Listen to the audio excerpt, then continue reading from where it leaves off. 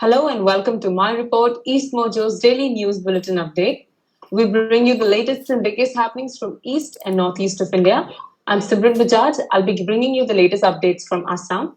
We are being joined by our state correspondents. We have Vangamla Salikapai from Manipur, Nadalino Ambrosia from Nagaland, Pankaj Dhungyal from Sikkim, Chandan Pandey from Tripura, and Princess Giri Rashir from Meghalaya. To start off with today's show, let's first go to Manipur and get the latest COVID-19 updates from Sally. Sally, over to you. Yes, Simran, thank you so much. Yes, so we have got 19 new cases again this morning. So that takes to the total 385 confirmed cases till today.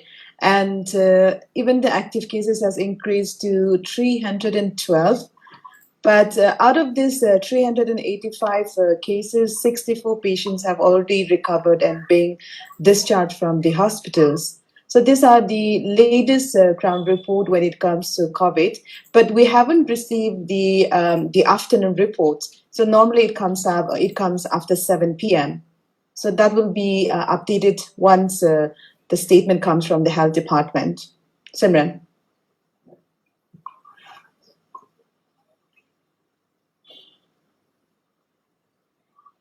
Chandan, can you please brief me?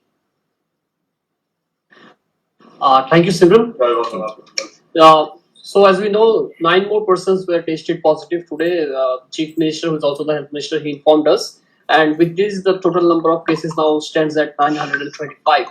So also speaking about the total number of people who have recovered so far is 278 patients has so far recovered and they have been released from the COVID care centers. So this is the present status of positive and active cases.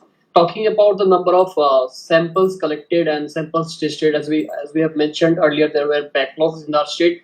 But I have mentioned yesterday that a new machine had come up and it is already installed, and the number of tests has already increased. So with this, the total number of samples tested so far is over 42,000, whereas the samples collected so far is somewhere around 45,000. Also speaking about development coming in, which the story will be published in some time. An FIR has been filed against patient, COVID positive patient who was staying in a COVID care center in Shonamura, Sipaijala district. He had visited his house, which is nearby his COVID care center, without taking the permission from the health staff and the security personnel there. So the SDM of Sipaijala, that area, Shonamura, he has filed an FIR against the positive patient since he was under treatment and he was not supposed to go out of the COVID care center. So the SDM has filed an FIR against him. Also speaking about, there is one more report that a positive patient who was found positive on 31st of May, he's still missing. And it is being said by the government, even the law minister, who is the spokesperson, cabinet spokesperson, he himself confirmed that there are reports in the investigation. It was found that he has fled to Bangladesh, which is nearby to his village. So this is coming out of COVID-19, similar. Thank you for that update, Chandan. Also, there's some reports of protests by over 10,000 teachers. Can you brief us about that? Chandan? Yes, Simran. Yeah, 10,323 teachers. Yes. Can you hear me? Yeah, 10,323 teachers. It's a section of teachers who were protesting this morning in Agartala city itself. They were protesting that these teachers were terminated on March 31st following the judgment of Supreme Court. The High Court of Tripura in 2014 had terminated them since the recruitment process, which the then left front government had taken up. The High Court had given a judgment that these recruitment were not done by following the protocol, following the norms of the recruitment. Those teachers did not have enough qualification to continue their teaching in the schools. Following that, the state government had filed an special lead petition in the Supreme Court, but the Supreme Court too upheld the judgment which the High Court gave. Following that, there was a change in the government, and the BJP government came. They filed an application to the Supreme Court. After that, the court gave them 1 more year's extension with one-time relaxation so that they can sit in their exam. And so far, right now, there are from 10,323 teachers. Now the total number of teachers in that stands at 8,882. This teacher were terminated on March 31st, and now it's been almost 70 days that they have been terminated. They have been demanding a solution. They have been demanding a job. Since most of them have already crossed the age of 50 or 40 plus, they say that we don't have any substitute. We don't have anything to work or continue our livelihood or sustain our family. So the government had said in the assembly session earlier that the government has filed an application in the Supreme Court, and the Supreme Court will hear the case. But since we know this is a pandemic situation going on, the Supreme Court has not heard anything as of now, and the teachers were given a relaxation of rupees 35,000 by the government a month back. Now, since it's been more than 2 months, the teachers are demanding compensation for those teachers who have lost their life in the last 2-3 years fighting for their rights. So this is a development coming in today, Simran. Thank you for that update, Chandan. Now I would like to give you latest updates from Assam. So since 11 p.m. last night, Assam has not recorded any new COVID cases. And with that, we are at 3,430 COVID cases. However, just merely an hour ago, 105 patients were discharged from different hospitals across the state. And with that, now Assam has total 1,537 people who have been discharged, and we have 1,183 COVID cases. Assam has seen 7 deaths so far, and 3 people have migrated to other states. Also, we have my colleague Rishu Kalantri with us, and he'll be updating us about the Bagjan oil well fire. So, Rishu, what is the latest happenings on the ground? Yes, everyone. As we are speaking, the fire continues to rage. This is for the 4th continuous day. In the meantime, the 3 experts, additional 3-member experts who were flown in from Canada and USA, have landed today at Guwahati around 11:30 a.m. 11:30 a.m. According to my sources, they are on the move. They are driving towards Duliajan and likely to reach tonight. And from tomorrow onwards, they will join the operations. In the meantime, I've been told from one of our senior source in Oil India Limited that a detailed draft plan on how to control the well has already been prepared and finalized by the experts group from Alert Damage Control, and it has been sent to the Ministry of Petroleum for clearance. So this is one of the very important update, because the plan which was being talked about, how this well will be controlled and the fire will be doused, is now more or less finalized, a draft plan, and has been sent to the ministry for its approval. On the other front, Rishu, just a second, does it still look like that it's going to take 4 weeks to control the fire? Yeah, we are being told that it will take at least 3 to 4 weeks to control the fire, because the entire process is quite lengthy. There will be an entire area of around 100 feet around the oil well will have to be cleared. So now there is a structure, the rig structure is there, which has partly collapsed because of the explosion and the fire thereafter. So now the entire rig have to be pulled out, and all the debris around that 100 feet radius will have to be cleared before the operation starts. So the main focus is to clear the way to the wellhead. On the other hand, now they are preparing the roads, entry and exit roads, because large vehicles are on their way from various locations from Assam, like from Sivasagar ONGC stations, to places from out of Assam, from other stations of ONGC, which are likely to reach in Duliajan and Bagjan over a few days from now. So the roads are being prepared to mobilize those assets so that the operations can start. On the other hand, today the Assam Cabinet Minister Chandra Mohan Patwari had addressed a press meet here in Tinsukia. So there, regarding the issue that came, we had reported about it yesterday, and in fact, we were the first one to highlight this issue about the tremor that was an entire village, Natun Rangagora village, was in a grip of tremors since Wednesday night. So responding on that, he said that he had taken up this matter with Oil India Limited, and Oil India is of the opinion that this tremors is not because of it doesn't have any connection with the blowout fire. they are quoting the experts who are saying they have never heard or seen any such tremors in the vicinity of blowout well fire in last 40 years. So now the Oil India Limited has contacted the Geological Survey of India. They have seek them for their help to send a team here right in Tinsukia and study the causes the causes which has created this tremors, which by the way is also happening now. The frequency has also decreased. Then there are allegations that in the camp where almost 2 to 3,000 families, this is the figure we have been receiving from the minister itself. They're saying the figure is fluctuating because additional families are being coming into the camp. So there are allegations that the camps, many people are accommodated in one camp, and like two bathrooms for 1,000 people. So that is a very tough situation those people who are being camped in the relief camps are facing, and they do not have adequate support from the administration. However, Oil India is claiming and has said that they have provided all logistic support, fooding, lodging, and other relief materials in the relief camp. Yesterday, the Oil India had made a payment of 4.83 crore rupees to the account of district administration.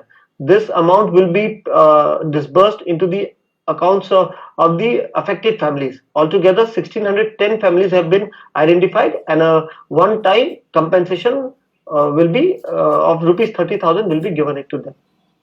Back to you, Simran.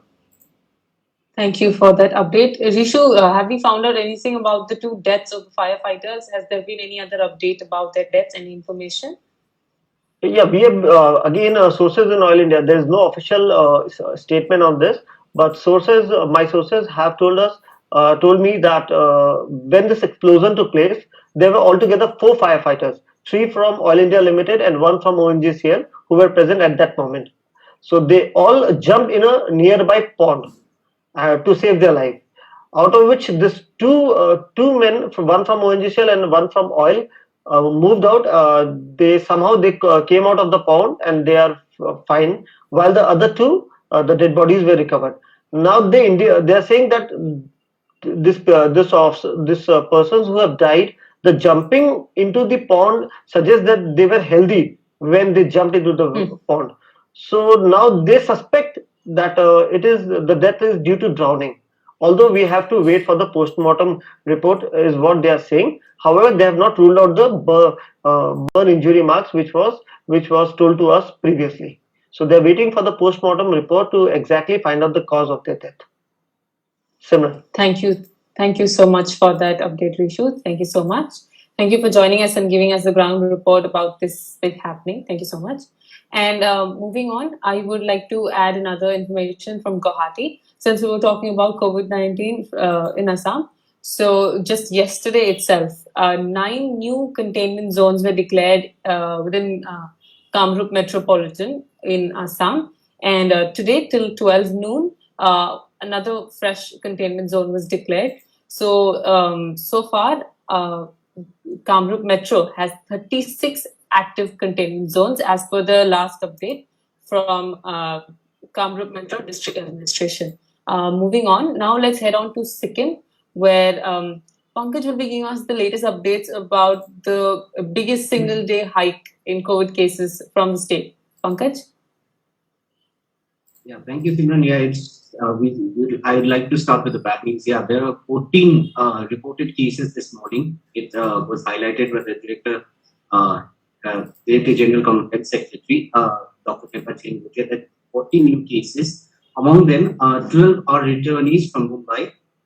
2 of them are from West Bengal, also returnees. So far, the situation is like this, that none of the cases are a situation of community transmission. All the cases are of returnees coming back to the state, taking the grand total of or the state tally to 20. With 2 being cured or discharged, they have tested negative initially, and amongst those 24 who are active now, or the 14 cases that came to light, there's a very interesting story that was just published on EastMojo. So it's a story about 2 mothers. The mothers in contention being one mother tested negative, but her child tested positive. Another mother tested positive, but her child tested negative. So it's a crisscross situation. And at around 11:30 at night yesterday, the state health department, along with other officials, took up the decision to actually switch the babies with the mothers. So to say that the positive mother is with somebody else's positive baby, and the negative mother in the quarantine facility at PNG Girls School, she is with the negative baby. So the authorities also tried to reach out to the father of the negative baby so as to facilitate him back to the family, so to say. But even that couldn't be a possibility because the father himself was in a different quarantine facility. Now this whole situation was has involved the state. It was sort of an emotional thing, but I think up till now the information is not really out to the people. I happen to talk with the senior pediatrician who's taking care of the patient right now, and what he revealed, and along with assistant medical superintendent who spoke on record with EastMojo, and she revealed that the baby is doing fine. The positive baby is currently doing fine. He was provided with all the necessary food, including cerelacs and everything. And she also highlighted how there are 11 women amongst those 14 positive cases from this morning. So those women are actually devoting themselves towards the baby, which is 2.3 months old, 2.3 years old. So everyone is actually, the attention has shifted to the small baby who's probably dealing with a bigger deal in right now with his life. And the situation is normal. All the cases are asymptomatic as of right now. But given the scenario, I think the state health department has also opted that they could reach for a different solution in the next 2 to 3 days. If the baby actually needs its mother, the protocol could actually be compromised in this scenario, and the mother could actually be facilitated somewhere in the isolation just so that she can take care of it. However, it appears that the positive mother who's taking care of the positive baby right now, she may not be lactating. So all the concerns with regards to the baby is being taken care by those in the isolation ward, along with the nurses who are devotedly taking care of the baby. Away from the scenario that's involved inside the isolation ward, in the quarantine facility also, I spoke with the quarantine in charge, Mr. Shyam Pradhan, who's a senior faculty in the school. And he also went on to say it was almost poetic for a girls' school to actually, whose girls' school, one of his PNG happens to be one of the most reputed girls' school in the state. So they have been grooming mothers for years. There are so many, ladies all across the state who have excelled in their fields in the school. And now this particular situation actually coming to the PNG school, he termed it as being almost poetic. But however, he went on the safety concerns of the school, and with many parents also making phone calls and asking if the school facility is actually safe or not. So it's spread across 1.5 kilometers, and the quarantine in charge has also asserted that it's pretty safe. Given the 14 cases that have come in today, the concern is largely because all the 14 cases have been of those patients who are in the East District. East District is one of the most populated part of Sikkim. Gangtok falls in the same premises itself, East itself. So even the quarantine facilities are very close to the state capital, closer to the hospital also. But given that scenario, there's a slightly a panic in the situation. But however, the state authorities are claiming that the situation is very much under control because none of the cases are a big case of symptomatic. All the cases are asymptomatic, and there is no transmission. East District, as I was mentioning, among the quarantine facilities, Epika Garden in Sarumsa, which is roughly like 13 kilometers from Gangtok, also in the vicinity. Another Baha'i school, which was also a quarantine facility, also falls in the same locality. And the PNG school, as I mentioned earlier, it falls in the heart of Gangtok. It's right in the middle of the city. So the concerns with regards to the safety is out there, but however, the district authorities and even the state government is claiming that it's not something to be really concerned. On the other hand, the contact tracing of these patients, so the numbers run something like this. The Epika Garden facility had 21 people on board for quarantine up till yesterday. The Baha'i school had 48 people, and the PNG school had 49 people in the quarantine centers. So Currently, all these schools and quarantine facilities have been declared as a containment zone, and accordingly, the state government has sealed off the building with no further people being allowed to get in, neither being allowed to come out at all. These also include those health professionals who have been confined to the same locality. The situation that actually reads on the brighter side for the school, ENG school in concern is all the authorities that were deputed there were also products or the alumni of the same school. So the team coordination, as mentioned by the quarantine in charge, he stated it to be pretty, it was an organized affair, even though it was late into the night. And given the scenario, Director General from the Health Secretary, Dr. Pepper Chingbutia, he refused to speak with the media today outwardly, holding a press conference because, as per him, he stated that there could be more cases coming in and he wants to address the public collectively. So there is a rough rumor that 36 more cases could follow. More cases, that is not just the tally being reached 36, but 36 more cases could follow this tonight itself. And that has actually engulfed the state in a bigger concern. There are demands for another set of lockdown, but it depends on how the state government is willing to act with more and more active cases coming in Sikkim. Yeah, that's the report from Sikkim. Thank you so much for that update, Pankaj. Now let's head on to Nagaland and let's get the latest updates from Meadow. Meadow? Yes, thank you, Simran.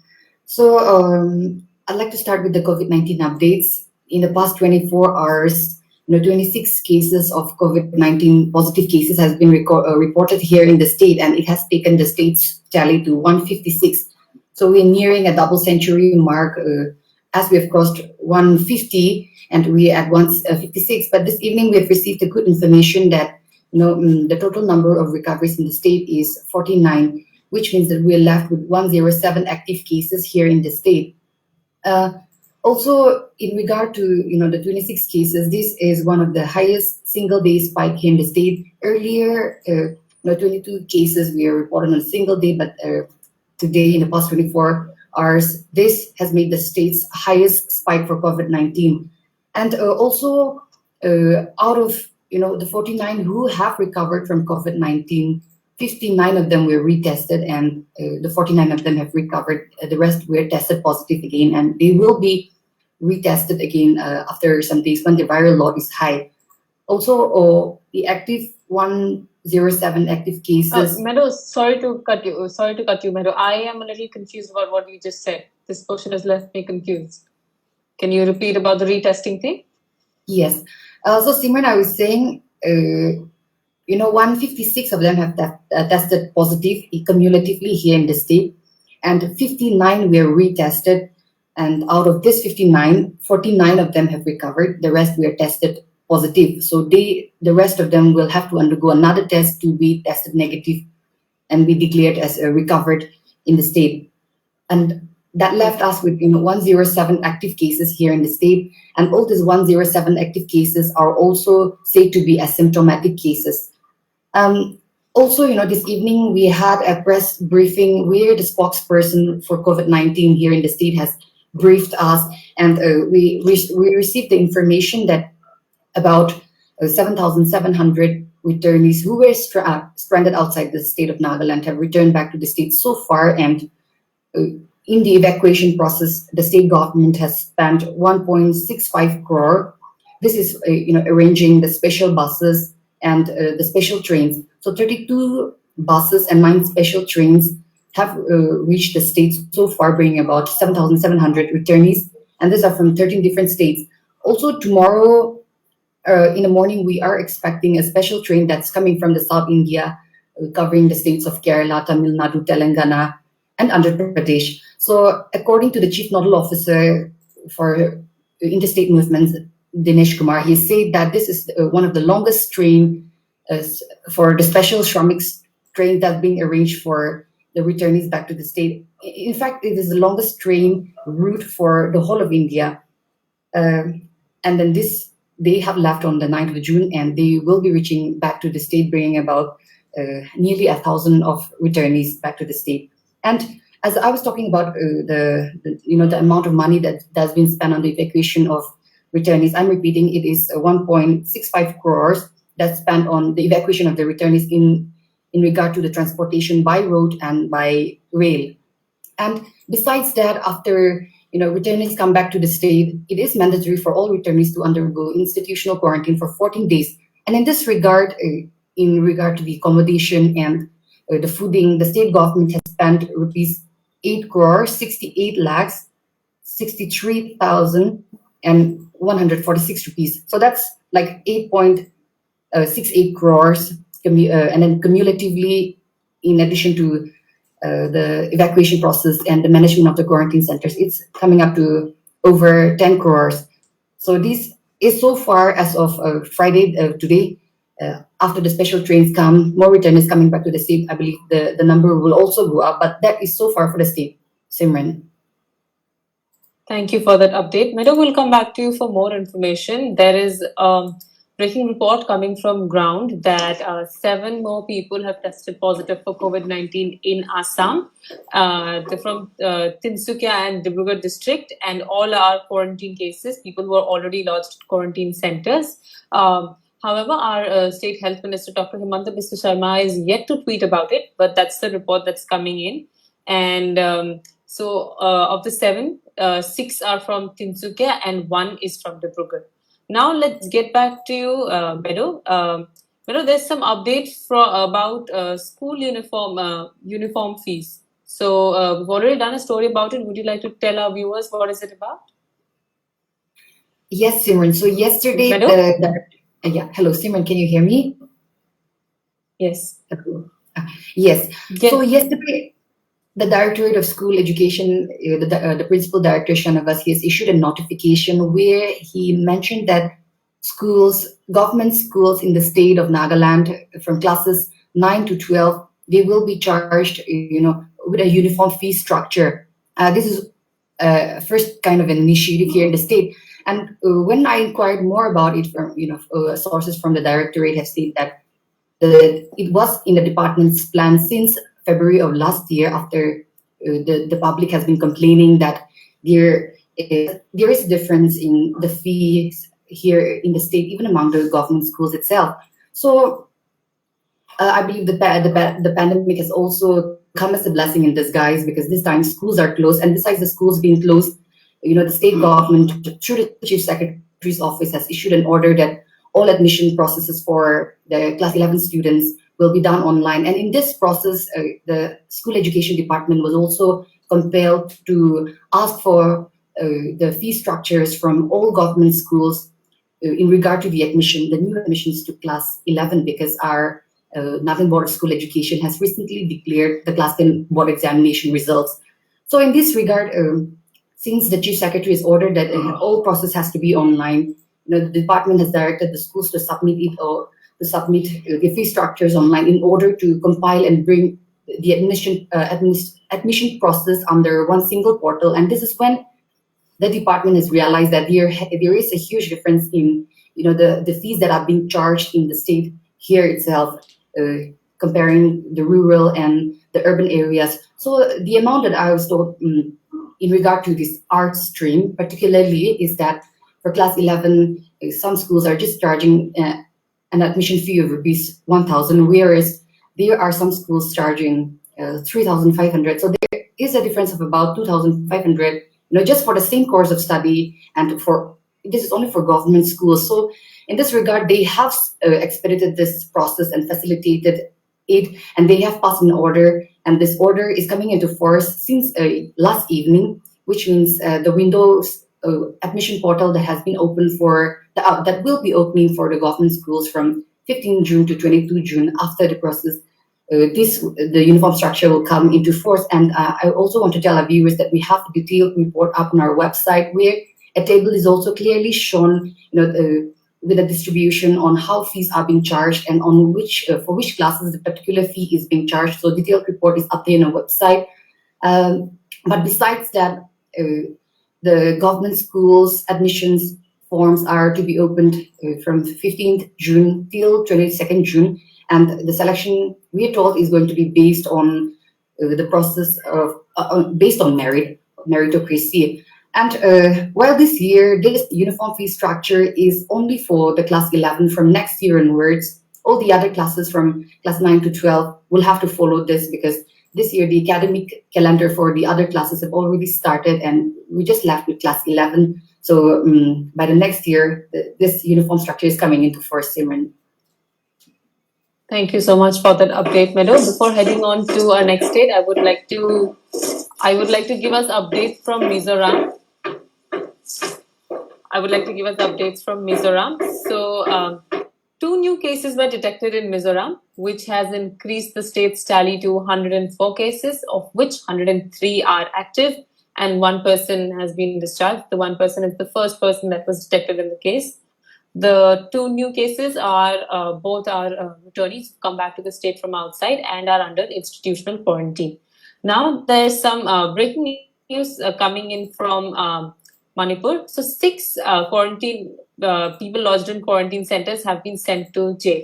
So, Sally, can you brief us about that? Yes, Simran. Just now we got an information that 6 inmates who are doing a quarantine at Bishnupur district has been sent to the Sachiwa jail in Imphal. So this was, in fact, it was mentioned by Chief Minister on June 9 that those violators, those inmates who are at the quarantine center, those violators, if they are not maintaining the protocols being laid down by the government, then they will be sent to the jail. So yes, definitely these are the first case, 6 inmates from the Bishnupur district, but we are not sure from which quarantine center. But yes, 6 inmates has been sent to the Sachiwal jail today. And so Sally, can you tell us tell me. what exactly were they doing, or what grounds have been they sent to jail? We haven't received any information what was the actual incident, but definitely because of the misbehaving and they are disobeying with the protocol being laid down by the state government. So this is one of the reasons that they have been sent to the jail. So they were produced before the God this afternoon, and they will be remanded 15 days in the Augusta jail, which means technically they will be jailed quarantined. They will be quarantined in jail for 15 more days. So I'll be getting more information. What was the actual incident? What makes them to send those 6 inmates sent to the jail? Simran. Thank you for that update. Since we're talking about COVID-19 and quarantine centers, I would like you to brief our viewers about this church that you've reported on today, which is been cooking meals for people at quarantine centers. So can you brief us about that? Yes, just like the Nagaland report, which was done by our correspondent Meadow of the Battle Kitchens. Yes, here the church local, it's like Union Baptist Church, UPC in Ukhrul district. The Youth Society have already initiated cooking for nearly 1,000 inmates staying in various 8 quarantine centers. So since May 23rd onwards, they have already started providing lunch, dinner, as well as refreshment for those returnees who are staying at the quarantine center. And so the best part about is these people, they are all like, early 20s. So they are just passed out class 12, or some are in the graduations. So it's very interesting when I interacted with them and they say that, no, they are not doing this for themselves, but they knew that those returnees who have returned back from the metro cities, they are not coming back here for celebrations, but because of this outcome, because of this pandemic, they were forced to come back. So they are willing to help them, and they are, because even though the problem here, when they are actually packing the food, and as everybody knows, Ukhrul is very cold comparing to the other states, and this is a monsoon season where continuously we're getting rainfalls. So this specific youths are facing a lot of problem when it comes to packing the food, because they wanted to provide the food to those inmates staying at the quarantine center, warm and well cooked and healthy food. But at the same time, they are having problem because we don't have much materials, which can be bagged in a well bagged for those warm food. So yes, they do have a problem, but they are putting a lot of effort so that those returnees could receive a well cooked food as well as warm food, so that all of them, whoever is in the quarantine center, should not be affected with this virus. So this is a very interesting coming in from us from this specific district, that is Ukhrul district. Thank you for that update, Sally. Definitely, it's a report that's up on our website, and I request all our viewers to please take our time and go through this wonderful story. Moving on, Sally, the 10th results are to be announced for the state board examination. Can you tell us, viewers, when and how will the results be declared? Yes, Simran, the Board of Secondary Education Manipur, which is POSEM, have already announced today that the 10th exam, which was concluded on March 7th, will be announced on June 15. So around 38,664 candidates have already appeared for these exams across 140 centers in the state. And now finally they will be receiving the result, the 10th result, on June 15th at 2 p.m. But this time, unlike the other years where the results were put up on the state board results sheet on the state board exam, they are going to announce only on the website this time, considering the rapid rise of COVID pandemic in the state. So the result will be announced. One of the website would be www.bosem.int. That is the official website. And another website, the centralized website, would be www.manresults.nic.in. These are the two websites where the results would be declared on June 15 at 2 p.m. Simran.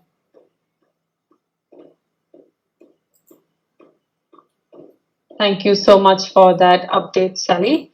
Now I'd like to head on to Meghalaya and get the latest updates from Princess. Princess? Good evening, Simran. Hi. So the updates that we have for COVID-19 in the state of Meghalaya is that most of the cases earlier we had almost 44. The total positive cases were 44. But what the new developments is that we have yesterday a total of cases, and even today one more case was recovered. Princess, you got cut off. Princess, you got cut off. Hello? Could you repeat that for us? Yeah. Sure. So yes, you got now cut off. Can you repeat the data? We can see recovered cases here in the state of Meghalaya. So earlier the total recovered cases were 13, but today the total recovered cases have now reached to 19, which brings down the total active cases in the state to 24. And remember that Meghalaya total COVID tally has reached to 44. But then good news is that with these recovered cases, the active cases now dropped to 24. Now remember, just a day before we had spoken and we had reported about the active case that was reported in the state of Meghalaya, where it was a pregnant woman at Nigram's hospital. Now we bring you good news is that the lady, the woman is stable and she has given birth to a baby boy, and also that we have asked, the Director of Health and Services, Dr. Amanwar, and he's informed us that even the baby and the mother both are in good, stable condition. But what they're going to do now is that they're going to also take the sample of the baby boy and check, what's how because they're not so aware of how is the transmission rate of this virus. So they're going to hold a press briefing by tomorrow and let us know, if the baby will be kept away, because right now this is a very fragile Princess, stage where the baby. I'm sorry to cut you. So is the baby currently already being tested for COVID-19? Has it already been tested? Yes, they've taken the samples, and the results are yet to be declared. And they are going to inform us, if the baby will have to be kept away or what are the procedures. Because till now we have not been informed, if the baby can be with the mother, or because obviously it'll need breastfeeding and all the care that it needs from the mother. So that will be informed to us by tomorrow. We'll get to know what are the procedures that needs to be followed when the mother is tested positive. Now, meanwhile, they've also informed that as of now she'll be under institutional quarantine, and then later, after the 14-day mandatory quarantine, they'll take the sample again and then they'll send her home, or whatever they need to do. But meanwhile, as we're quite happy that the baby is in good condition, but we don't know what's the transmission rate of this virus. So we have to stay tuned and see what the results will bring out. And apart from this, when this lady had tested positive day before yesterday, there was a lot of hue and cry in the city here because there were like fake news that was doing the rounds that 4 more people have tested positive because of this two returnees from Delhi. So what had happened was that fake news was circulating, and there was news that 2 people from Secretariat, in Meghalaya Secretariat, had tested positive for this virus. And apart from these 2, there were also another who had tested positive, who was working at a wine store near this locality here in Dim Sin Yong. So what had happened was that immediately, the police took action and had immediately issued a release, and also informed that 2 FIRs have been filed against unknown persons for circulating fake news related to COVID-19 positive cases. And also what had happened was that apart from these 2 FIRs, one was on this Lakewoods Eco Camp, which is a Facebook page by the name it goes as Lakewoods Eco Camp. They also have been, an FIR has also been filed against them for circulating false news. So these are the details that we have for you. Over to you, Simran. Thank you so much for that update, Princess. With that, we're wrapping today's show. I would like to thank all our viewers for constantly watching us and supporting us. If you have any ideas, suggestions, or any piece of information which you doubt can be needs verification, please send it across to us at editor@eastmojo.com. We have a very active fact-checking team, and we'll definitely reply to you. You please stay connected with us via Facebook, Twitter, Instagram, and YouTube. And for all the stories that we've discussed today, all of them are live on our website, www.eastmojo.com. So please definitely read them. This is all. This is Simran Bajaj signing off for today.